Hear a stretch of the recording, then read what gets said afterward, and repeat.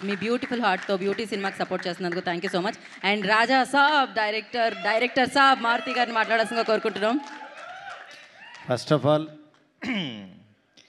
My soulmate, my friend, my partner, my everything, love you darling. ఎందుకంటే నేను ఎందుకు చెప్తున్నానంటే, అంటే సిన్సియర్గా ఒక హానెస్ట్గా ఒక సినిమాని కష్టపడితే దాన్ని ముందుకు తీసుకెళ్ళాలని. అంటే మేమిద్దరం దగ్గర దగ్గర 2001 నుంచి ఫ్రెండ్స్, నేను ఎస్కేను, బన్నీవాసు, వంశీ అందరం 25 years అయింది. అలానే మేము సెలబ్రేట్ చేసుకుంటే అక్కడితో ఆగిపోద్దని దిష్టి తగిలి చెయ్యం. అంటే మా జర్నీ అని కాదు, అంటే తను ఇదివరకు అంతా మీకు ఇప్పుడు ఎస్కేఎన్ ఇట్లా తెలుస్తున్నాడు, కానీ మా ప్రతి సినిమా ఆడడానికి కారణం బిహైండ్ ఎస్కేఎన్నే ఉండేవాడు. ఎందుకనంటే నేను ఈ రోజుల్లో తీసిన నన్ను వెనకాల ఉండి ఎంకరేజ్ చేసింది ఎస్కేఎన్, శ్రేయస్ శ్రీనివాసు. వాళ్ళిద్దరూ లేకపోతే ఈ రోజుల్లో లేదు, నేను లేని ఈరోజు. అంత అంటే గొప్ప ఫ్రెండ్స్ ఉంటే డెఫినెట్గా మంచి సినిమాలు ఎప్పుడు ఒక మంచి టాలెంట్ ఉన్న వ్యక్తులు వస్తుంటారు. ఇవాళ నా మీడియా ఫ్రెండ్స్ అందరూ నన్ను చూసిన వాళ్ళు అందరూ ఇక్కడే ఉన్నారు. మావాడు ఇక్కడ ఉన్నాడు, అందరూ నాగేంద్ర గారు కానీ అందరూ, శివ, ఇట్లా ప్రతి ఒక్కళ్ళు. అంటే ఈరోజు నేనేదో బ్యూటీ ఫంక్షన్ జరుగుతున్నట్లేదు, ఇది ఒక ఎమోషనల్గా టర్న్ అయిపోయింది ఇక్కడ. ఈ సినిమాకి ఏంటంటే first 2 years back Vinayaka Chavithi రోజు నాకు సుబ్బు, నాకు మంచి ఫ్రెండు, అయితే ఎప్పుడు గ్రూప్లో మాట్లాడుతూ ఉండేవాడు, ఎప్పుడు ఒక కథ చెప్తూ ఉండాడు. కథ ఆయన క్రైమ్ స్టోరీలు చెప్తూ ఉండేవాడు. కాబట్టి ఎప్పుడు నాకు చెప్పినప్పుడల్లా మీ దగ్గర ఈ పాయింట్ ఉందంటే ఆ పాయింట్ అల్లండి, ఆ పాయింట్ అయితే కనుక నా దగ్గరికి రండి అనేవాడిని.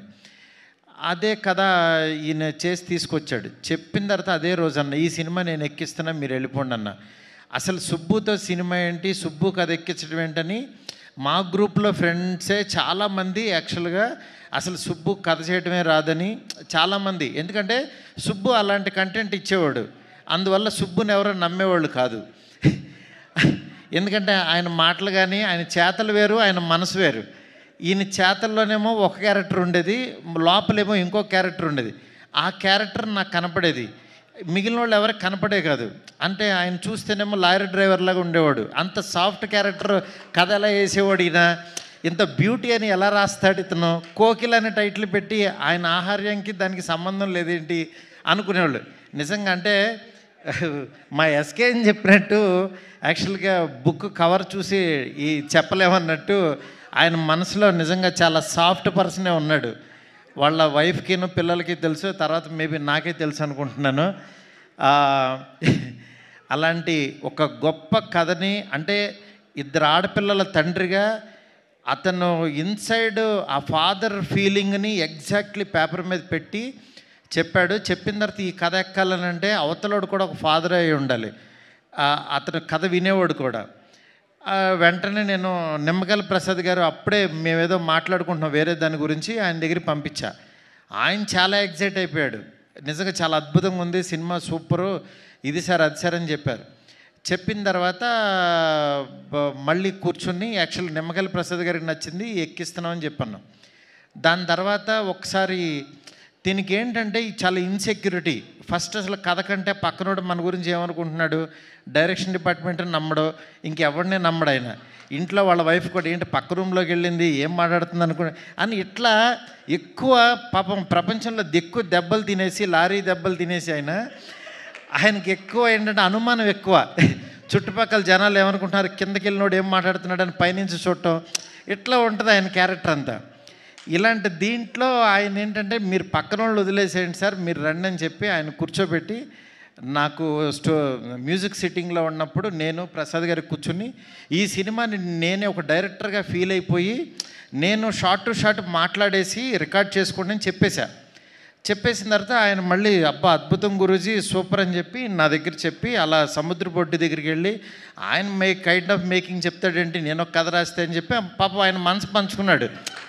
అది తప్పులేదు, ఎందుకంటే ఆయన నా స్టోరీని ఆయన చెప్తాడేంటండి, నేను ఎలా అనుకుంటున్నాను ఆయన ఏమనుకుంటున్నాడని ఆ రోజంతా పాపం చాలా డిప్రెషన్లోకి వెళ్ళిపోయాడు ఈయన. వెళ్ళిపోయి డైరెక్షన్ డిపార్ట్మెంట్ని కూర్చోబెట్టి ఇక్కడ మారుతి ఒకడు ఉంటాడు, నేను ఒకడు ఉంటా, నా వర్షన్ చూడాలి కానీ ఆయన వర్షన్లో నా సినిమా తీయమంటే ఎట్లా కానీ డిస్కషన్ పెట్టేవాడు. ఇవన్నీ మీటింగ్ అయిపోగానే వాళ్ళు నాకు ఫోన్ చేసి చెప్పేవాళ్ళు, సార్ మీ గురించి ఇలా అంటున్నాడు. ఆయన బాధ నాకు అర్థమైంది. పాపం ఆయన కథ ఎక్కడ నా ఇన్స్పిరేషన్ వల్ల పాడు చేసేస్తానో అని భయం వేసింది. అది తప్పేం లేదు, ఈవెన్ నేను డైరెక్టర్ అయినా నేను అది ఇదవుతానని నేను పిలిచి, సుబ్బు గారు మీరేం భయపడద్దు, మీరు మాకు నిమ్మకల్ ప్రసాద్ గారికి నచ్చే సినిమా తీయాలని అంటే, పాపం మేబీ మీరు తీయలేకపోవచ్చు, మీరు ఒకసారి ఆలోచించండి అంటే ఆయనే అన్నాడు, అవును సార్ ఈ కథ మిమ్మల్ని, నాకు మీ ఫ్రెండ్షిప్ ముఖ్యం, నాకు మీరు అనుకున్న జెన్యూనిటీ ముఖ్యం, నాకు మాకు కథ లేకపోయినా పర్వాలా, సినిమా లేకపోయినా పర్వాలా, నాకు మీతో జర్నీ ముఖ్యం సార్, నేను ఈ డైరెక్షన్ ఎవరికైనా ఇచ్చేస్తాను అన్నాడు. పాపం ఫస్ట్ డైరెక్షన్ కోసం చేసుకున్న కథ దాన్ని యాక్చువల్గా తను ఇచ్చేశాడు.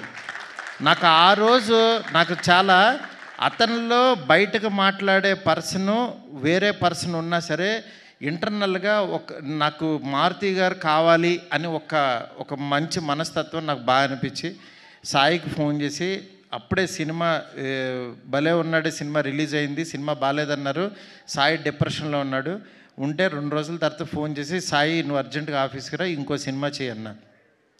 తను చాలా ఎగ్జైటెడ్ నిజంగా. ఎందుకంటే నాకు ఎవరన్నా బాధలో ఉన్నారంటే ఫస్ట్ నాకు భయం వేస్తుంది, ఎందుకంటే ఆ ప్లేస్లో నేను ఉండకూడదని కోరుకుంటాను. అలాంటి దాంట్లో నేను ఎవరన్నా ఆనందంలో ఉన్న పబ్లో పార్టీలన్నా నేను 90% వెళ్ళను, ఎందుకంటే ఆల్రెడీ వాళ్ళు హ్యాపీగా ఉన్నారు, నేను వెళ్ళి వాళ్ళని ఏమి పెంచక్కర్లా. కానీ బాధలో ఉన్నవాడికి నాలాంటి వాడి మాట, నేను తట్టే భుజం చాలా హెల్ప్ అవుతుంది. అది యాక్చువల్గా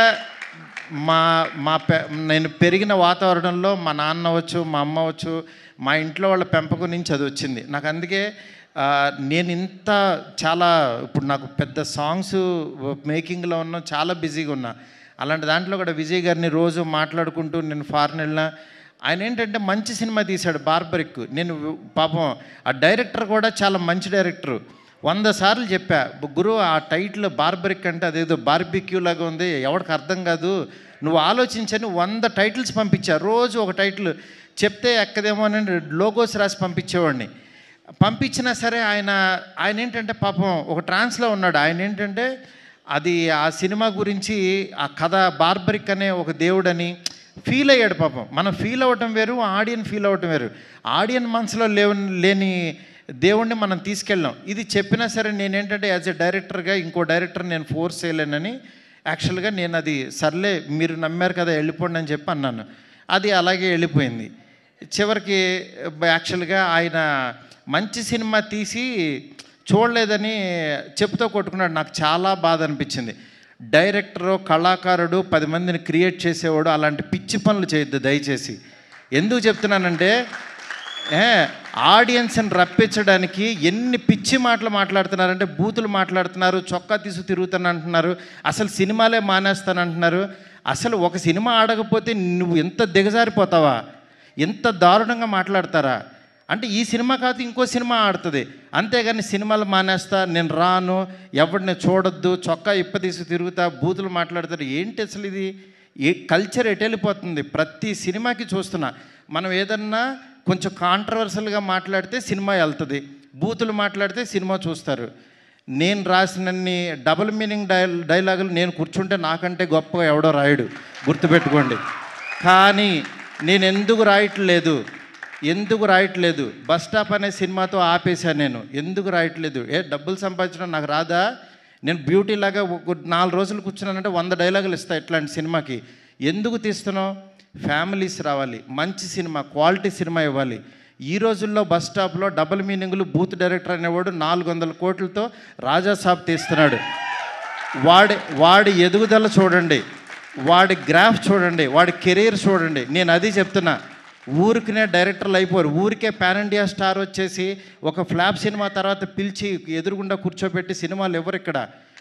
ఊరికినే సినిమాలు ఇచ్చారు అని అంటే, ప్రభాస్ వాళ్ళ మనసులో నేనున్నా, మేమిద్దరం ఎంత ప్రేమలో ఉన్నామో నాకు తెలుసు.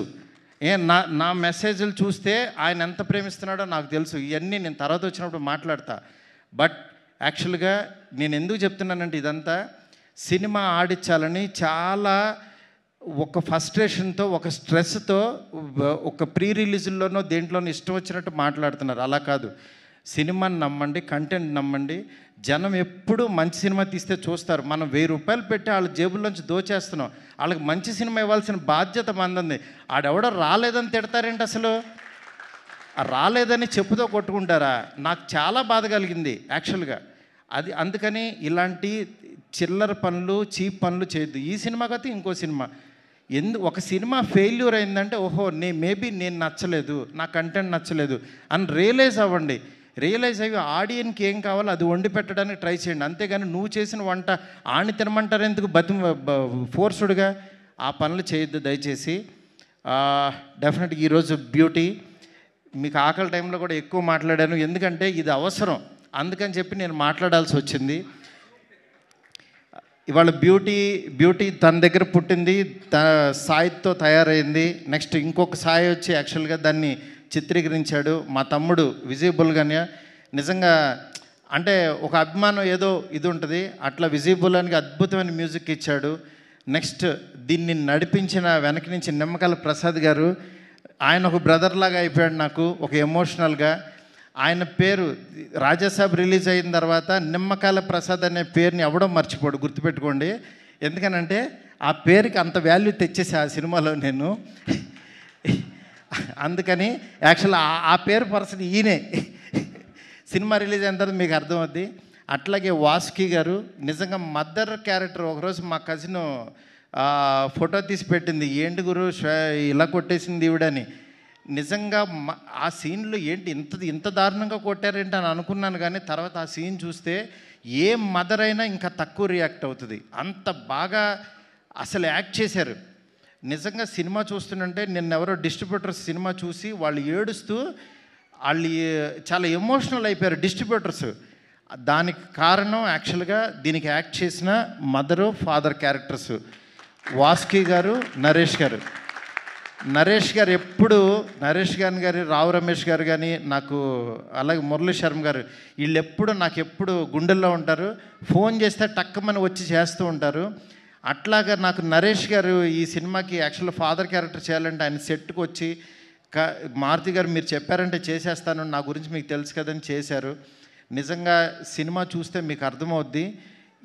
ఈరోజు ఎక్కువ మాట్లాడాల్సి వచ్చిందంటే కంటెంట్. సినిమాలో దమ్ముంటేనే ఆ సినిమా మన చేత మాట్లాడేస్తుంది. ఒక్కో సినిమా మనం ఏంటంటే వేగ్గా వచ్చి మాట్లాడేసి వెళ్ళిపోతాం, కానీ ఈ సినిమా అలా కాదు. బ్యూటీ అనేది చాలా గొప్ప సినిమా, ప్రతి తెలుగు వాళ్ళకి పనికొచ్చే సినిమా, ప్రతి తల్లిదండ్రులు చూడాల్సిన సినిమా. దీన్ని మాత్రం మీరు నిజంగా మిస్ అవ్వద్దు, డెఫినెట్గా చూడండి. అంటే పెయిడ్ ప్రీమియర్స్ అని పెట్టి ఫ్రీగా సినిమా చూపిస్తున్నాం, 7 కోట్లు పెట్టి సినిమా తీసి ఫ్రీగా చూపిస్తున్నాను అంటే ఈ సినిమా రీచ్ ఎంత కోరుకుంటుందో చూడండి. నిజంగా ఈ సంవత్సరం మన సెప్టెంబర్ అనేది చాలా కీలకమైపోయింది, మంచి ఇయర్. ఒక చిన్న సినిమా ఒళ్ళిర్చుకున్న టైం ఇది.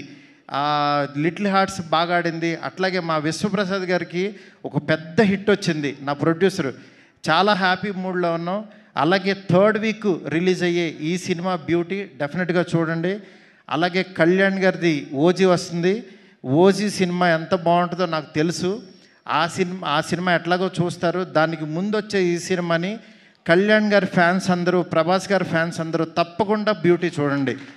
ఎందుకు చెప్తున్నానంటే మన ఫ్యాన్స్, మన హీరోలు చెప్పిన మాటలతో వచ్చే సినిమాలు, వాళ్ళు ఇన్స్పిరేషన్ ఇచ్చిన సినిమాలు మనం చూడాల్సిన ధర్మం మనకుంది. ఎందుకంటే కళ్యాణ్ గారు ఒక ఆడపిల్లకి ఆడపిల్లల పేరెంట్స్ ఎలా ఉండాలని చెప్తే దాని నుంచి ఇన్స్పిరేషన్ తీసుకుని యాక్చువల్గా అల్లిన కథ కాదు, ఇది రియలిస్టిక్గా జరిగిన కథ. వైజాగ్లో ఒక క్యాబ్ డ్రైవర్ కూతురికి జరిగిన ఒక రియల్ ఇన్సిడెంట్ని తీసుకుని కథగా రూపొందించి చేసిన సినిమా. దయచేసి ఎవరు మిస్ అవ్వద్దు, బ్యూటీ చాలా బాగుంటుంది. బ్యూటీ అద్భుతమైన సినిమా. సెప్టెంబర్ 19th థియేటర్లోకి వస్తుంది, డోంట్ మిస్ ఇట్. ఈ సినిమాని మాకు ఎంకరేజ్ చేసిన ఆదిత్య మ్యూజిక్ కానీ, అట్లాగే జీ వరల్డ్ కానీ, జీ మ్యూజిక్ వాళ్ళు, నెక్స్ట్ జీ టీమ్ అందరికీ కూడా చాలా చాలా థ్యాంక్స్. నా వాల్స్ అండ్ ట్రెండ్స్ వాళ్ళు ఇవన్నీ క్రియేటివ్స్ అన్నీ చేస్తున్నారు. అట్లాగే ప్రమోషన్ యాక్టివిటీస్ చేసిన ప్రతి ఒక్కరికి, ఈ సినిమాని ఎంకరేజ్ చేస్తున్న ప్రతి మీడియా ఫ్రెండ్కి చాలా చాలా thanks. Thank you so much, thank you so much, thank you so much. ఎవరినన్నా మర్చిపోయి ఉంటే దయచేసి క్షమించండి. Thank you so much. Thank you Maruthi garu, thank you so much. And ఈ స్పీచ్ చాలా ఇన్స్పైరింగ్ స్పీచ్ అసలు. Thank you so much and thank you so much for your support for this film. And entire team అందరికీ all the very best. And once again thank you so much. వేదిక మీద ఉన్న వారందరికీ SKN గారికి special thanks తెలియజేసుకుంటున్నాం. And Maruti గారు special thanks to you. Naresh గారు. Hi అండి, నేను మీ కార్తికేయ. టీఎఫ్సీసీ లైవ్ ఛానల్ని లైక్ చేయండి, షేర్ చేయండి, సబ్స్క్రైబ్ చేసుకోండి. This is Nikhil. టీఎఫ్సీసీ ఛానల్ని ఎంకరేజ్ చేయండి, లైక్ చేయండి, subscribe. Hello, this is heroine Alekhya Angel. TFCC live ఛానల్ని లైక్ చేయండి, షేర్ చేయండి, సబ్స్క్రైబ్ చేయండి. టీఎఫ్సీసీ ఛానల్ని లైక్ చేయండి, షేర్ చేయండి, సబ్స్క్రైబ్ చేయండి. నేను మీ హీరోయిన్ మౌర్యాని. Thank you. అందరికీ నమస్కారం, నేను మీ Geetha Madhuri. TFCC live like చేయండి, షేర్ చేయండి, సబ్స్క్రైబ్ చేయండి. హాయ్ అందరికీ నమస్కారం, నేను మీ Madhupriya. Please like, share, subscribe to TFCC live. Please subscribe TFCC channel. Like చేయండి, షేర్ చేయండి. టీఎఫ్సీసీ ఛానల్ని లైక్ చేయండి, షేర్ చేయండి, సబ్స్క్రైబ్ చేయండి. Hi, please subscribe TFCC. Hello, this is your all Sipligunj. Please do subscribe TFCC live channel. Thank you so much. Please do subscribe to TFCC live channel and like, share and subscribe చేయండి. Hi, నేను మీ Vijay Shankar. TFCC channel do subscribe, like చేయండి, share చేయండి. Thank you. నమస్తే, నేను మీ Karthika. TFCC ఛానల్ని share చేయండి, లైక్ చేయండి, సబ్స్క్రైబ్ చేయండి. అందరికీ నమస్కారం, I'm your favourite actress Ankita Maharana. Like చేయండి, షేర్ చేయండి, సబ్స్క్రైబ్ చేయండి. TFCC live. Love you all. TFCC live ఛానల్ని లైక్ చేయండి, సబ్స్క్రైబ్ చేయండి. అందరికీ నమస్కారం. టీఎఫ్సీసీ లైవ్ లైక్ చేయండి, షేర్ చేయండి, సబ్స్క్రైబ్ చేయండి. నీ heroine Srujitha Ghosh. Thanks to all of you. Hi, నేను మీ లావణ్య. మన టీఎఫ్సీసీ లైవ్ ఛానల్కి సబ్స్క్రైబ్ చేసుకోండి. అలాగే ఇందులో అప్లోడ్ చేసే ప్రతి వీడియోను లైక్, షేరింగ్గా కామెంట్ చేస్తూ ఉండండి. అలాగే ఇక్కడ కనిపించే ఈ బెల్ ఐకాన్ని మీరు ఇలా క్లిక్ చేసినట్లయితే ఇందులో అప్లోడ్ చేసిన ప్రతి వీడియో నోటిఫికేషన్స్ మీకు వచ్చేస్తాయి. Hi, this is Poojitha. Please subscribe to TFCC YouTube channel. Hi అండి, నేను మీ అనుశ్రీ. మన టీఎఫ్సీసీ లైవ్ ఛానల్ని లైక్ చేయండి, షేర్ చేయండి, అలాగే సబ్స్క్రైబ్ చేయండి. ఇది TFCC live. Like, share, subscribe చేయండి. Zia Noorin Shari. Bye. Please subscribe to TFCC. Hi, నేను మీ Saptagiri. Please subscribe TFCC. Hi everybody, యూట్యూబ్లో సబ్స్క్రైబ్ చేయండి, వ్యూ చేయండి, ఫాలో చేయండి for all news about Telugu film.